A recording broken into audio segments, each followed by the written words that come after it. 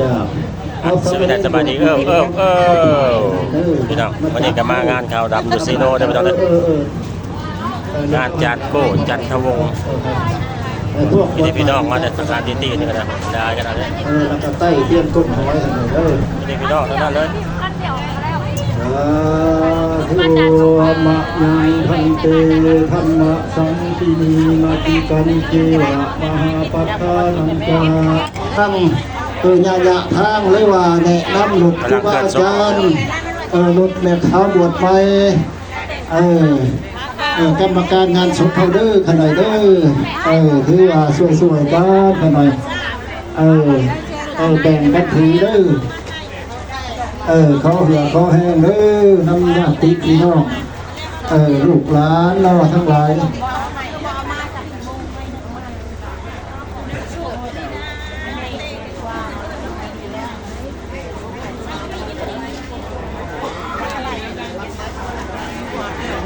ทานข้าวผู้มากกว่าเนาะลูกขี้มาเอาอันนี้เด้อเกลืองเจ้าในกรุ๊ปทงพายเนี่ยมาเอาตัวนี้ย่อเอาตัวนี้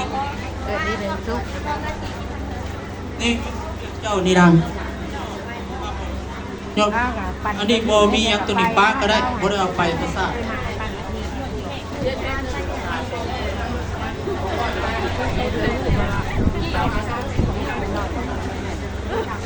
ทำใหม่ไปบ้างวันนี้ถ่ายเพียงละลม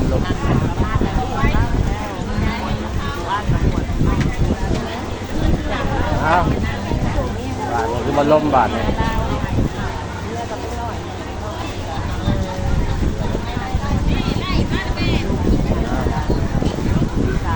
ใหญ่เลยนะกระดาษเกินซบกันแล้วนะยาดิโก้ยาดิเขาวงเขาดูเซโนไม่ยังก็ดีเดี๋ยวป้าไม่แล้วเขาเก็บเองเขาเมื่อไหร่มาบอกไล่ทั้งช่องเลยพี่น้องคนติดตามเวลาเยอะๆพี่น้องจานทอดไปเลยคุยอยากมานกันได้เห็นแล้วเนี่ย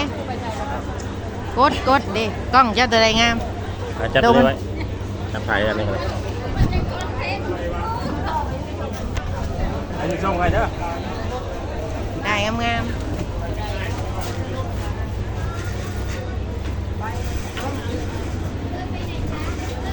สินเป็นเสือเป็นยังนอนนี่มาโพสเอาไปเป็นเด้อมาบังหน้าไปเอาบังอะไรนะการนะเดประการนะไม่ได้ไปใช้รถแช่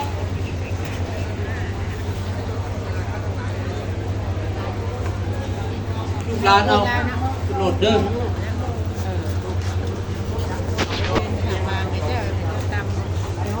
พี่น้องกำลังออกมา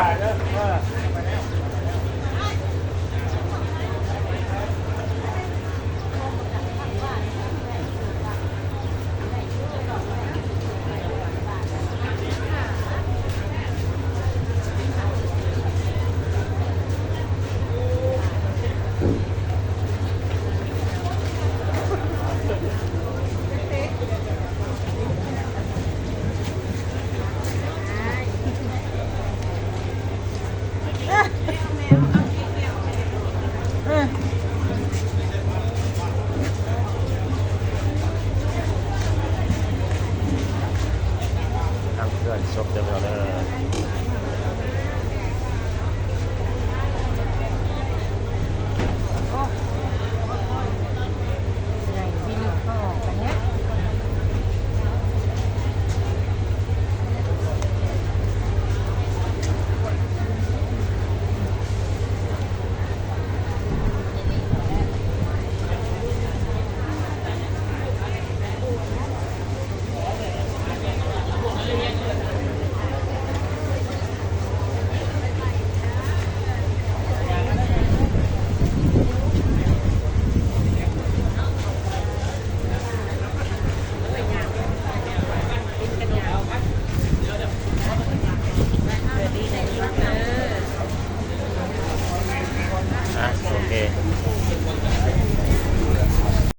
ผู้จนกบเป็นเงา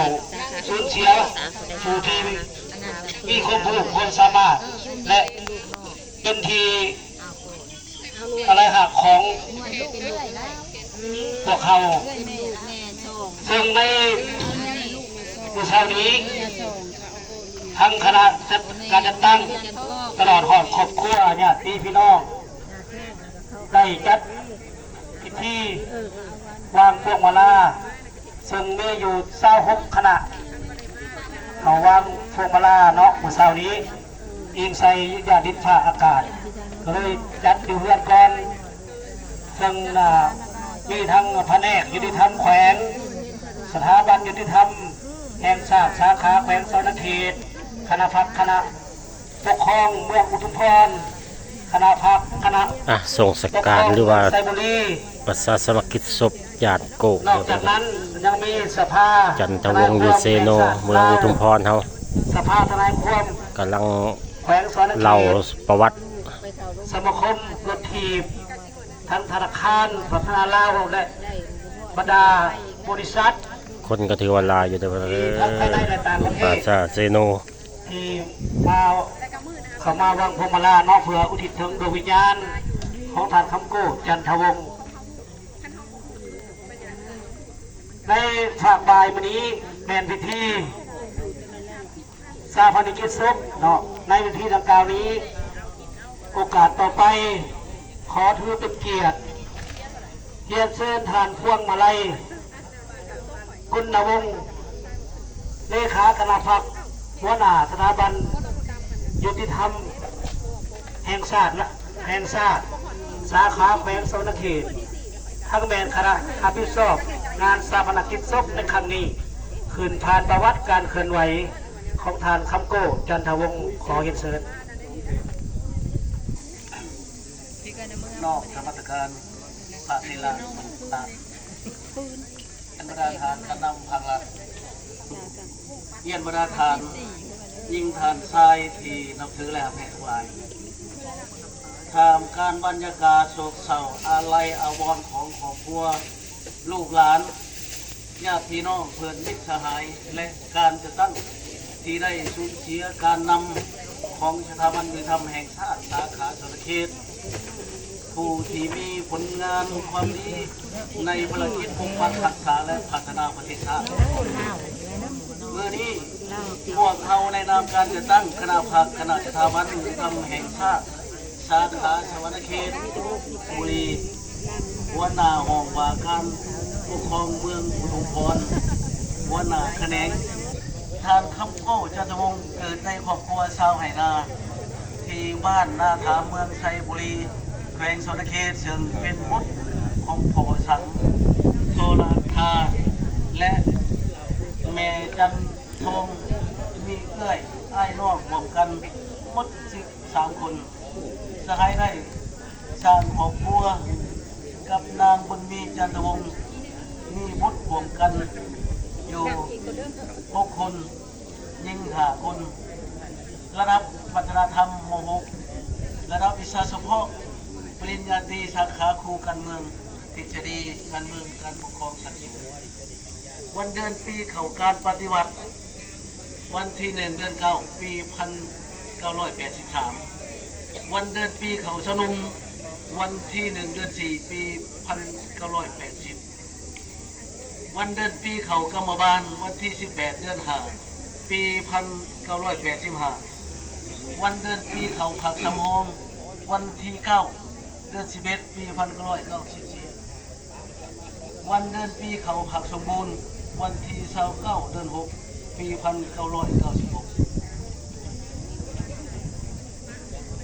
สภาพการเคลื่อนไหวของฐานในระยะผ่านมาปี 1980 ครับปี 1983 เป็นนักศึกษาชั้นกลางอยู่สามกูหลัก7แขวงสนเขตปี 1983 ปี 1984 เป็นครูสอนที่โรงเรียนมัธยมต้นหาดพันทองปี 1985 ปี 1988 เป็นครูสอนที่โรงเรียนมัธยมสมบูรณ์อุทุมพรปี 1987 88 เป็นพนักงานอยู่ของการศึกษาเมืองอุทุมพรปี 1989 ปี 1992 เป็นนักศึกษาชั้นสูงอยู่สามคูหลัก7แขวงสนเขต ปี2003หา2005เป็นหัวหน้าของการกีฬาเมืองอุดมพรปี2005หา2006เป็นห้องหัวหน้าห้องว่าการเมืองไทยบุรีปี2006หา2007เป็นหัวหน้าห้องว่าการเมืองอุดมพรปี2008 2009เป็นหัวหน้าของการยุติธรรมเมืองอุดมพรปี2009หา2016เป็นหัวหน้าแขนงอยู่แผนกยุติธรรมแขวงสระเขตปี2016หา2018เป็นห้องหัวหน้าสถาบันยุติธรรมแห่งชาติสาขาสระเขตทนายความแห่งสปป.ลาวปี1918ปัจจุบันกำลังเล่าประวัติเดี๋ยวไปตรงนี้และเขาเป็นประวัติเพิ่นก่อนที่มาเสียชีวิตเป็นทนายความอยู่สภาทนายความสาขาแขวงสระเขตในปี2020เป็นต้นมาตลอดระยะการเคลื่อนไหวเหตุการณ์ปฏิบัติทานมีความจงรักภักดีต่อพรรคและประเทศชาติต่อประชาชนมีความพุ่นเห่าหันมีความรับผิดชอบสูงเหตุสำเร็จหน้าที่เวียกงานที่การจะตั้งมอบหมายจากผลงานและคุณงามความดีของท่านที่ได้อุทิศให้แก่การปฏิวัติให้แก่ประเทศชาติและประชาชนดังนั้นทานจึงได้ทำการย่อมีดังนี้ได้ขับเรียนไทยแห่งงานชั้น3จำนวน1 หน่วยได้ขับเรียนไทยแห่งงานจำนวน4 หน่วยใบย่อของรัฐบาล4 ใบและใบย่ออื่นอีกจำนวน1ต้นและสิ่งที่เพิ่งมองปรารถนาของทุกคนก็ได้เกิดขึ้นทานได้สิ้นลมหายใจจากพวกเขาไปโดยผมมีวันกลับคืนมาอีก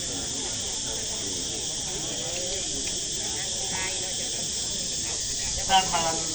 ที่นับถือและหักแขกทั้งหลายมาหอดเวลานี้ทานได้จากพวกเขาไปอย่างผมมีวันจะกลับมาได้มันเปรียบเหมือนกระแสน้ำบ่มีที่จะกลับคืนมาได้อีกแล้วการจากพวกเขาไปในท่ามกลางแห่งความโศกเศร้าเสียดายหาอันเปรียบบ่ได้จากการจากไปของท่านในครั้งนี้พวกเขาถือความสูญเสียพนักงานปฏิวัติหลักแรงแก่ชาติและสูญเสียเพื่อนเย็ดเหตุใกล้ชิดของพวกเขาทานจากพวกเขาไปแต่ผลงานและคุณงามความดีของทานยังฝังลึกอยู่ในดวงใจของพวกเขาตลอดมาโอ้ทานคำกู้จันทวงศ์เอ้ยพวกเขาในนามการจะตั้งคณะพักคณะสถาบันและอำนาจการปกครองบ้านตลอดทอดสามัคคีพักพวกพนักงานรัฐบาลญาติพี่น้องเพื่อนมิตรสหายขอไว้อะไรอำลาของทานครั้งสุดท้ายขอให้ดวงวิญญาณของท่านจงไปสู่สุคติเถิดข้าพเจ้าขอเรียนเชิญบรรดาทานบรรดาสหายของโซดาจงไว้ผมขอไว้อะไรก็ได้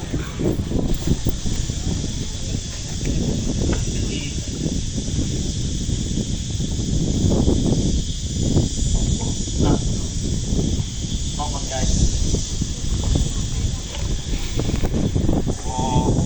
ของเขามีความกตัญญูคุณเป็นที่หักของครอบครัวลูกหลานและเพื่อนซึ่งพวกเขาได้เติบใหญ่มาด้วยกันมีความทรงจำห่วงกันหลายอย่างการจากไปของท่านข้าวโพดจันทวงศ์เป็นการสูญเสียครั้งใหญ่ในครอบครัวของพวกเขาแต่คนที่ความหักแพงและความผูกพันที่มีต่อกันจะบ่มีวันจางหายไปขอขอบใจบรรดาทานที่ให้เกียรติมาห่วงแสดงความเสียใจและให้กำลังใจแก่ครอบครัวของพวกข้าพเจ้าการสนับสนุนจากทุกท่านในช่วงเวลานี้แม้มีความหมายความสำคัญต่อครอบครัวของพวกเราเป็นอย่างดีข้าพเจ้าในนามต่างหน้าให้ครอบครัวท่านข้าวโพดจันทวงศ์อีกหนึ่งขออวยพรชัยอันประเสริฐสิ่งใดอันล้ำเลิศจงเกิดมีแนวทาง และขอนำส่งบุญกุศลที่ทุกทานได้มาร่วมในพิธีมื้อนี้ขออุทิศให้ดวงวิญญาณของท่านทั้งคู่จันทวงศ์จงไปสู่สุคติเป็นของประเทศ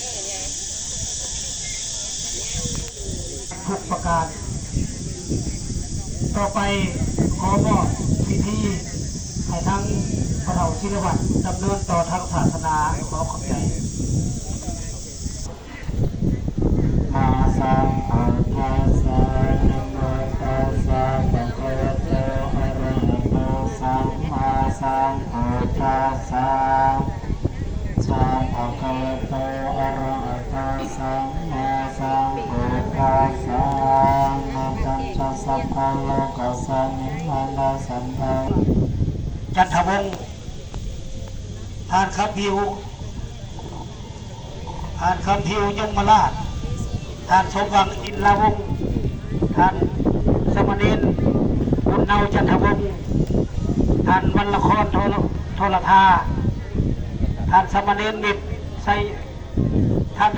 นสมณเณรมิตรไซจันทวงศ์ท่านช่วงมาลัยกุณวงศ์ต่างหน้าทั้งสถาบันยุติธรรมแห่งชาติสาขาแขวงสุรเขตเนาะเจ้าขอเห็นเชิญเขาออกสู่ทั้งมะนาวขอประเมินเนาะ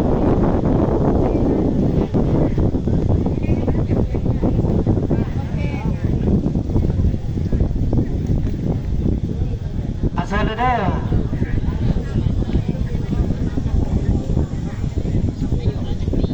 ในโอกาสที่ประธานกำลังออกสู่เพื่อวางผ่าไกลนี้เนาะข้าพเจ้าขออนุญาตแจ้งบุญเนาะ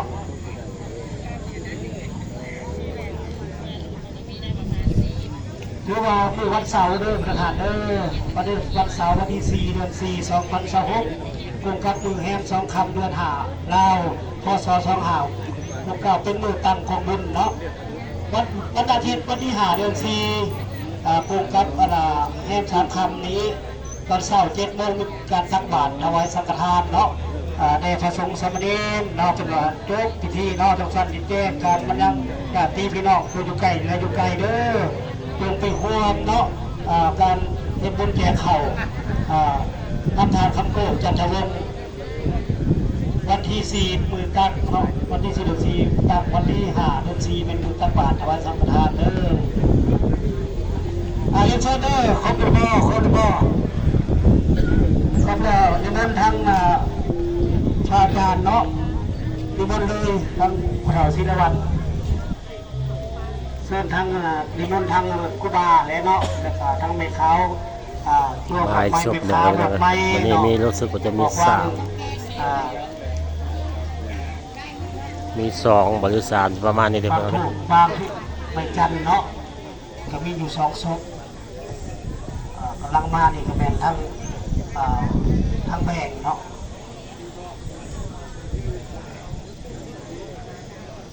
บ้านไซอุดม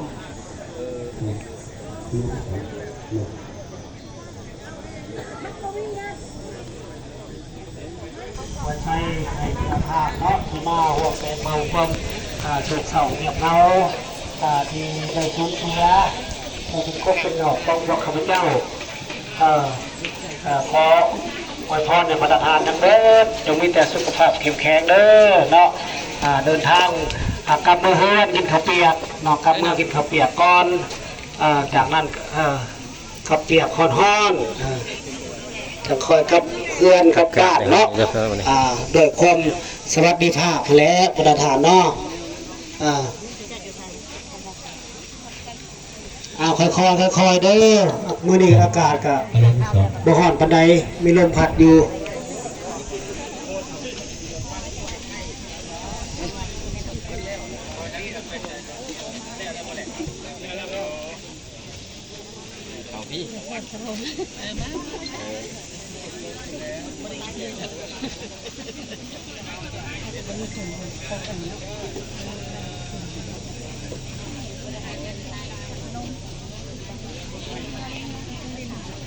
จะ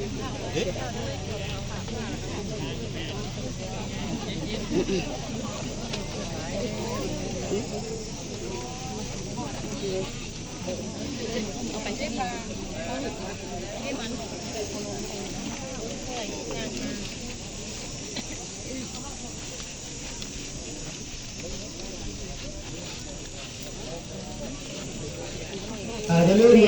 ประธานเด้อพวกข้าพเจ้าครอบครัวนางหมายยินดีจะทำเรื่องครอบครัวโทรทัศน์พ่อแม่ลูกหลานญาติพี่น้องเรียกว่าเพียงกันเนาะจัดงานเพื่อจะตั้งเรื่องนี้เด้อ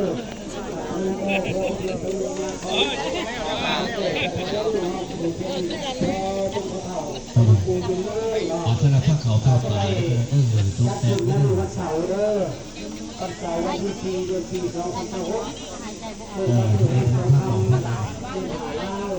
ไล่โซดาค่ะเนี่ย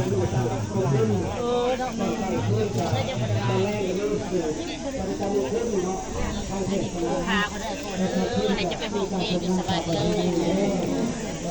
เราห้องเพลงอายุเรา64 ปีเราบอกเลขเลยเรียกมา6 สวัสดีค่ะเด้อไปไปว่าเขาไปหาปลาวันชื่อทุกการเลยทางไปทางมันได้บาทนี่บ่แม่นพี่เป็นน้องกันได้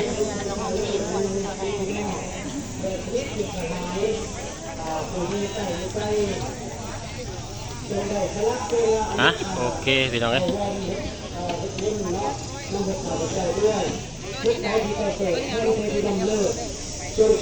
โอเคถือว่าแล้วเดี๋ยวพี่น้องเด้อส่งเรียบร้อยก็ขอบคุณทุกท่านทุกคนอยู่ดีแม่บ๊ายบายครับ วันเสาร์เป็นมือตั้งวันอาทิตย์เป็นมือใช้เนี่ยคอยอยู่นอก ข้าไม่ดำ ท่านดำ แต่พระเขาเจ้าเขาไม่ย่างกับไม่ต้องการ นี่เลย อันนี้ไรมาชื่อทาน ใครเนี่ยนะบอก ใครนะบ่ซื้อเอาขลามมากับต้มมัดหอกกองหุ้กับพี่